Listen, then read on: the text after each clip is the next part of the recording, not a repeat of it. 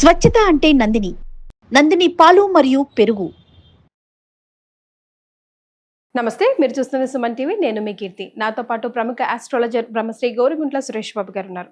నమస్తే సురేష్ బాబు గారు. కీర్తి గారు నమస్కారం అండి. వృషభ రాశి వారికి జూన్ నెలలో ఎలా ఉంటుందో తెలియజేస్తారా? వృషభ రాశి వాళ్ళకి జూన్ మంత్ చూద్దామండి. అయితే నాకు వచ్చిన కాల్స్ ఫీడ్బ్యాక్ ఒక క్విక్గా కనుక చూసుకుంటే, చాలా ఎక్కువ మంది వృషభ రాశి నాకు ఫస్ట్ చెప్పిన కంప్లైంట్ ఏంటంటే, మీది ఉగాది రాశి ఫలాల్లో సూపర్గా ఉందని చెప్పేశారు, జాబ్ పోయిందండి.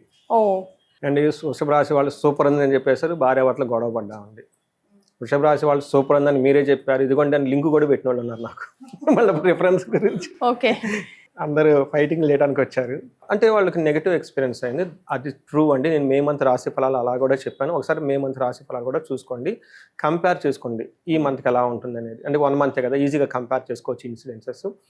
అయితే జూన్ మంత్ కూడాను కొంచెం టఫ్గానే ఉంటుంది. ఎందుకంటే మే మంత్లో వాళ్ళకి సూర్యుడు అనుకూలంగా లేకపోవడం వల్ల, గ్రహస్థితి కొన్ని అనుకూలంగా లేకపోవడం. ఎందుకంటే మనం ఉగాది ఫలాలు చెప్పుకునేటప్పుడు పెద్ద పెద్ద గ్రహాలు చెప్పుకుంటాం, అది ఓవరాల్గా హోల్ ఇయర్ అంతా ఉంటుంది. అయితే వీళ్ళకి వృషభ రాశి వాళ్ళకి మే 14th నుంచి ఇంకా అనుకూలంగా ఉంది, మన ఉగాది పండుగ నుంచి ఇంకా అనుకూలంగా ఉంది, మే తర్వాత ఇంకా బాగుంటుంది. అంటే మనకి వీళ్ళు మధ్యలో ఉన్నారు కాబట్టి అందులోని సూర్యుడు కొన్ని క్రూర గ్రహాలు పట్టడం వల్ల ఇబ్బందులు పడ్డారు అనేది ట్రూ. అదే నేను మే మంత్ రాశి ఫలాలు చెప్పాను. ఇప్పుడు జూన్ మంత్ అంత టఫ్ ప్రాబ్లం ఉండదు, చాలా ఇంప్రూవ్మెంట్ ఉంటుంది, కానీ కొంచెం కేర్ఫుల్గా ఉండాలి. అంటే మిక్స్డ్గా ఉంటుంది. అంటే ఒక రకంగా చూసుకోవాలంటే లాస్ట్ మంత్ 50-50గా ఉంటే ఈసారి ఒక 70% బాగుంటుంది, ఒక 30% స్టిల్ ఛాలెంజెస్ ఉంటాయి. బట్ అది కూడా రైటే. హోల్ ఇయర్ అంతా కనుక చూస్తే వీళ్ళు డబల్ డమాకా బాగుంటుంది. బెస్ట్ 12 రాసులు వృషభ రాశి ఒకటి ఇప్పటికీ కూడాను, అది కూడా రైట్. బట్ మంత్లీ ఒక్కోసారి కొన్ని మంత్లు బాగుండొచ్చు, బాగోకపోవచ్చు. ఇది మంత్లీ ఫలితాలు కాబట్టి 2 ఫాలో అవ్వండి ఖచ్చితంగా. ఎవరైతే కనుక ఉగాది రాశి ఫలాలు మనం చేసి మిస్ అయ్యారో చూడండి, దాంట్లో పరిహారాలు చెప్పాను. ఇప్పుడు మనం చెప్పుకునేది జూన్ మంత్ కాబట్టి ఇందులో పరిహారాలు సపరేట్గా ఈ మంత్ వరకు ఎలా ఉందో చెప్తాం. మనం ఇందులో వృషభ రాశి వాళ్ళు కనుక చూసుకుంటే, కృతిక 2, 3, 4 పాదాలు, రోహిణి 1, 2, 3, 4 పాదాలు, మృగశిర ఫస్ట్ 2 పాదాలంతా మనకి వృషభ రాశిలో ఉంటాయి. పేరు బలం ప్రకారం కనుక చూసుకుంటే వాళ్ళకి ఈ ఊ ఏ ఓ వా వి ఊ వే ఓ అన్న పేర్లంతా కూడా మనకి వృషభ రాశి కిందే వస్తారు. వెంకటేశ్వర్లు చాలా పేర్లు ఉంటాయండి మనకి. ఈ చాలా కామన్ పేర్లు ఉంటాయి వృషభ రాశిలో. ఈ వృషభ రాశి కనుక వాళ్ళు గ్రహస్థితిని బట్టి కనుక చూసుకుంటే, సూర్య సంచారం మిథున రాశిలో 15వ తారీఖు వెళ్తున్నారండి. బుధ సంచారం అదే మిథున రాశిలోకి జూన్ 6th వెళ్తూ ఉన్నారనమాట. శుక్రుడు మీనరాశిలో లాస్ట్ 2 months నుంచి ఉన్నారు, వీళ్ళు కూడా ఆ మంత్ అక్కడే ఉంటారు. కుజుడు మళ్ళా మారుతున్నాడు. జూన్ 7th నుంచి కుజుడు వచ్చేటప్పటికి సింహరాశిలోకి ప్రవేశిస్తూ ఉన్నారనమాట. ఈ యొక్క గ్రహస్థితిని బట్టి మనం కనుక చూసుకుంటే, లఘు గోచారం సూక్ష్మ గోచారం అన్న కాన్సెప్ట్ ప్రకారంగానే మనం చూసుకుంటే, సింపుల్గా చెప్పుకుంటే వీళ్ళకి ధన ప్రవాహం ఉంటుంది. శత్రువులతో కలిసి కూర్చొని మాట్లాడితే పనులన్నీ సాల్వ్ అవుతుంది.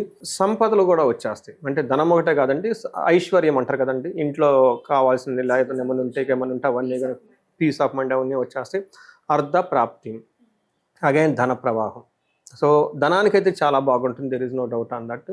బట్ మిగతా కొన్ని విషయాలు ఛాలెంజెస్ ఉన్నాయి, అదేందో చూద్దాం. ఫస్ట్ వీళ్ళు సూర్యుడు కనుక చూసుకుంటే 2వ ఇంట్లో ఉండటం వల్ల, 8th house చూడటం వల్ల ఇది మిక్స్డ్ రిజల్ట్ని ఇస్తూ ఉంటారు. ఒకటే ధనం ఇస్తారు, దాంతోపాటు కొన్ని ఛాలెంజెస్ కూడా ఇస్తూ ఉంటారు. అదేంటో చూద్దాం.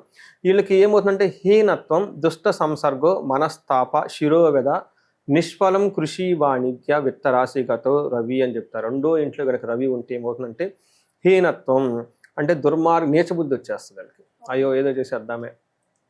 మరి అంటే జనాలు తప్పులు చేసేది ఎప్పుడంటే అండి, గ్రహాల స్థితి బాగున్నప్పుడే. మరి గ్రహస్థితి బాగలేనప్పుడు ఈ గుడికి వెళ్తారు, ఆ గుడికి వెళ్తే దేవుడా ఇదేంటి నాకు ఏ ప్రాబ్లం అనుకుంటారు. ఎప్పుడైతే గ్రహస్థితి బాగుందో వీళ్ళకి కాన్ఫిడెన్స్ ఓవర్కి వెళ్ళిపోయేసి ఓవర్లిప్ చేస్తారు. సో గ్రహాలు అనుకూలంగా ఉన్నప్పుడే తప్పులు చేస్తారు. అంతే కదా, చేసేది అప్పుడే కదా. నేను హీరో అన్నట్లు ఉంటుంది వాళ్ళ ఈగో అంతా, వాళ్ళ మైండ్ అంతా. వీళ్ళకి చూడండి హీనతో నీచబుద్ధి వచ్చేస్తుంది. ఏదో ఇచ్చేద్దాం, వచ్చేద్దాం, ఇలా చేస్తే అలా చేద్దాం. 2 దుష్ట సంసర్గ, దుష్టుల సహవాసం పడతారంట.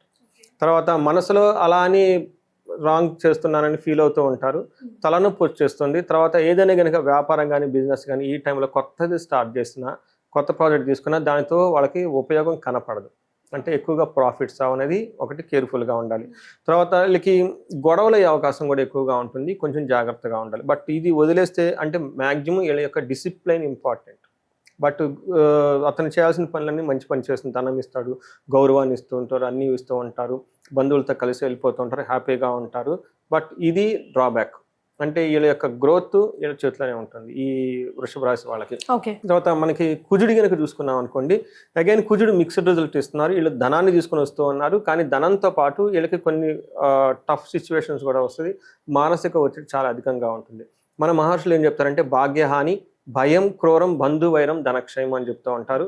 రోగాది పీడం, సంతాపం, అగైన్ హెల్త్ కాంప్లికేషన్స్ వచ్చే అవకాశం ఎక్కువగా ఉంటుంది. కంఫర్ట్ అనమాట, ఇంటికి సంబంధించిన విషయాల్లో ఎలక్ట్రికల్ వస్తువులు పాడైపోవటము, వాళ్ళు లగ్జరీగా ఏసీలు పాడైపోవటము, లేదంటే కారు ఏదైనా తిరిగి ఉంటే అలాంటి వాటికి ప్రాబ్లమ్స్ రావటం, ఇవన్నీ వచ్చి ఇబ్బంది పడుతూ ఉంటారు. అగైన్ ఇదే మిక్స్డ్ రిజల్ట్ అని మనం చెప్పుకోవాలన్నమాట. ఇవి కూడా అంత పెద్ద ప్రాబ్లమ్స్ ఏం కాదు, వాళ్ళు భయపడాల్సినంత అయితే కాదు. మనకి శుక్రుడు 12వ ఇంట్లో ఉండటంతో అగైన్ ఇది భార్యాభర్తల మధ్య, లవర్స్ మధ్య అన్యోన్యతని దెబ్బతీస్తూ ఉంటుంది. కొంచెం జాగ్రత్తగా ఉండాలి, గొడవల అవకాశం ఎక్కువగా ఉంటుంది. శస్త్రపీడ అంటే ఆయుధాల ద్వారా పీడ అని. ఆ తర్వాత చోర బాధ, దొంగతనం చేస్తే ఏదైనా ఇలా కావాల్సిన వస్తువులు పోగొట్టుకోవటం, ఇవన్నీ జరిగే అవకాశం ఉంటుంది. మహాద్భయం, అతిగా భయపడతారంట. తర్వాత ఏదైనా కనుక పని చేస్తే ఆటంకాలు వస్తాయి, ఆటంకాల ద్వారా పనులు సక్సెస్ అవుతాయి.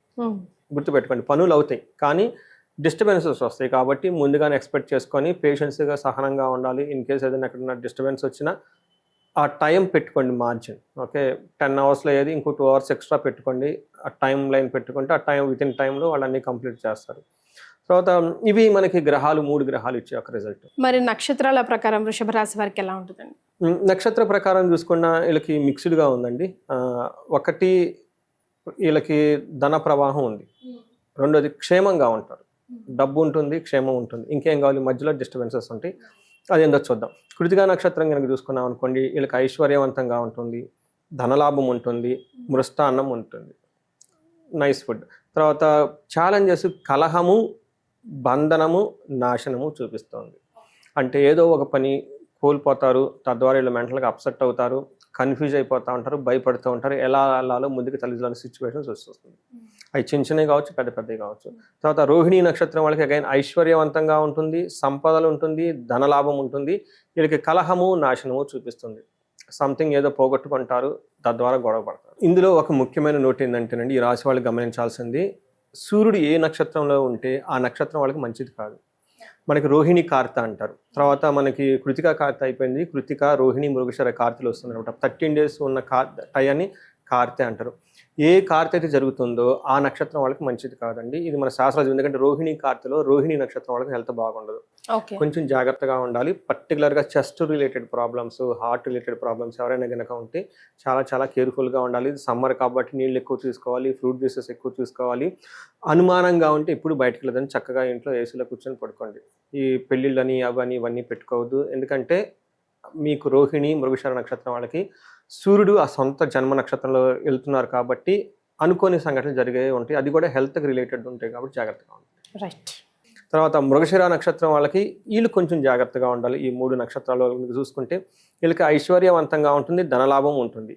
వీళ్ళకి నాశనము, కలహము, మృత్యు భయం కూడా చూపిస్తుంది.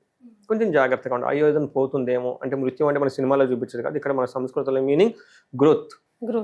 ఏదో మనకు ఒక విజన్ పెట్టుకుంటాం కదండి, అది ఎందులో ఎక్కడో ఆగిపోతుంది. ఏదో కొన్ని ఆబ్జెక్ట్స్ పెట్టుకుంటాం, సాధించాలనుకుంటాము, అవన్నీ పోతుంది. ఈ టైపు వాళ్ళకి ఒక ఫీలింగ్ ఉంటుంది. అంటే అది యాక్చువల్గా ఉండదు, వీళ్ళు భయపడిపోతూ ఉంటారు. It's not real. నాకు చెప్పాను కదా, కొన్ని కాల్స్ వచ్చాయండి, ఉగాదులు ఎలా ఉన్నాయని చెప్పారు, వెళ్ళి ఏంటంటే కొన్ని రోజులు ఆగండి వస్తుంది కదా, అదే కదా అతిగా భయం అనమాట. కానీ ఇక్కడ కూడా మీరు 2 చెప్తున్నారు, positive side, negative side. Positive ఉంది బట్ నెగిటివ్ కూడా ఉంటుంది కదా, క్వైట్ ఆబ్వియస్. అంతే కదా. నిన్న ఒక కాల్ అండి, వాళ్ళు ఎక్స్ట్రీమ్గా వెల్గా చేస్తున్నారండి. US నుంచి కాల్ లేడీ చేశారు. వాళ్ళు మాట్లాడేది కానివ్వండి, వాళ్ళ ఇటిక్విటీస్ కానివ్వండి, చాలా హైఫై లాంగ్వేజ్ అండి, చాలా బాగా మాట్లాడుతున్నారు. ఆ కాల్ నాకు అర్థమైందంటే మొత్తము ఆమె very good in the professional front అండి, చాలా హైఫై వెళ్ళిపోయింది. కానీ పర్సనల్ లైఫ్లో మ్యారేజ్ విషయంలో డిస్టర్బెన్స్ వచ్చింది. అంతే కదండి, ఒక మనిషి ఎనర్జీ బయట ఉంటే ఇంటర్నల్గా ప్రాబ్లం. కొంతమంది వెరీ గుడ్ హోమ్ మేకర్, పిల్లల చేత హోంవర్క్ చేయించడం అన్ని కావాలి చూస్తుంది, she may be not good in the జాబ్లో బాగా ఉండకపోవచ్చు కదా. అందుకని జ్యోతిష్ శాస్త్రంలో బోత్ ఉంటుందండి, వైస్ వర్స. సో వీళ్ళకి రోహిణి నక్షత్రం వాళ్ళకి కార్యహాని ఉందండి, బట్ మిగతా అంతా నార్మల్ అండి. కార్యహాని ఉంది, మిగతా అంతా నార్మల్. ఓకే, మరి మీరందరికీ ఈ నెల కలిసి రావాలంటే ఏం రెమెడీస్ ఫాలో అవ్వాలంటారు? సో రెమెడీస్ కనుక చూసుకుంటే వీళ్ళకి ఎవరికైతే మృత్యు భయం ఉందో, కార్యనాశనం జరుగుతూ ఉందో, కలహము ఉందనుకోండి, కారినాశనానికి సంబంధించి కనుక చూసుకుంటే వీళ్ళకి అభిషేకం, రుద్రాభిషేకం చేయించుకుంటే బాగుంటుందండి. వీలైతే గనక ఈ రాశి వాళ్ళకి ఒక్కసారి శ్రీశైలం గనక వెళ్తే స్పర్శలింగ దర్శనం, అక్కడ రుద్రాభిషేకం చేస్తారు. వెంటనే అక్కడ మనకి అమ్మవారిది చండీ హోమం కూడా చేస్తారండి. ఈ 3 గనక 1 లైన్లో కనుక చేయించుకోవచ్చు చాలా బెనిఫిట్ ఉంటుంది. ఎందుకంటే వాళ్ళకి కలహం ఉంది, అతిగా భయపడే అవకాశం కూడా ఎక్కువగా ఉంది. యాక్చువల్గా అంతా బాగుంది వీళ్ళకి, కానీ ఏంటంటే మానసికంగా ఎక్కడో ఏదైనా పోగొట్టుకున్న ఫీలింగ్ ఉంటే కనుక అభిషేకము లేదంటే వేద ఆశీర్వాదం తీసుకున్నా నేనేం చెప్తానంటే ఇంట్లోనే చేయించుకోమని చెప్తానండి. కొంచెం ఖర్చు అవుతుంది, ఎందుకంటే ఇంట్లో మన ఇంటి వాతావరణం అంతా నెగిటివ్ వైబ్స్ అన్న బయటకు వెళ్ళిపోతూ ఉంటుంది. మనకి వేద ఆశీర్వాదం వచ్చేస్తుంది, వేద మంత్రాలు ఇంట్లో ఘోష జరుగుతూ ఉంటుంది. కాబట్టి ఇండ్లంతా చాలా అన్యోన్యంగా ఉంటారు. అందరూ కలిసి కూర్చొని ఒకరోజు టైం కనుక స్పెండ్ చేయగలిగి వీటికి కొంచెం ఉపవాసం కనుక ఉంటే చాలా బాగుంటుంది. ఈ ఒక్క రెమెడీ చాలండి. వీళ్ళకి ఐశ్వర్యం అని చూపిస్తూ ఉంది. సహజంగా వీళ్ళకి ధన ప్రవాహం ఉండి తీరాలి ఖచ్చితంగా. బట్ లేదు అనుకుంటే కనుక ఒక్కసారి వీళ్ళకి కుబేరు పాశుపతం కానివ్వండి, తర్వాత మహాలక్ష్మి విశేష హోమం కనుక చేసుకుంటే ధన ప్రవాహం వచ్చేస్తుందండి వీళ్ళకి. అంటే ఎక్కడో లాక్ అయి ఉంటే అది వచ్చేస్తుంది. అన్ని విధాలుగా కూడా వృషభ రాశి వారికి జూన్ నెలలో మాత్రం కలిసి వస్తున్నట్టే కనిపిస్తా ఉంది కదండి. లాస్ట్ మంత్ కంపల్సరీ చాలా బెటర్. చాలా సంతోషం అండి. ధన్యవాదాలు.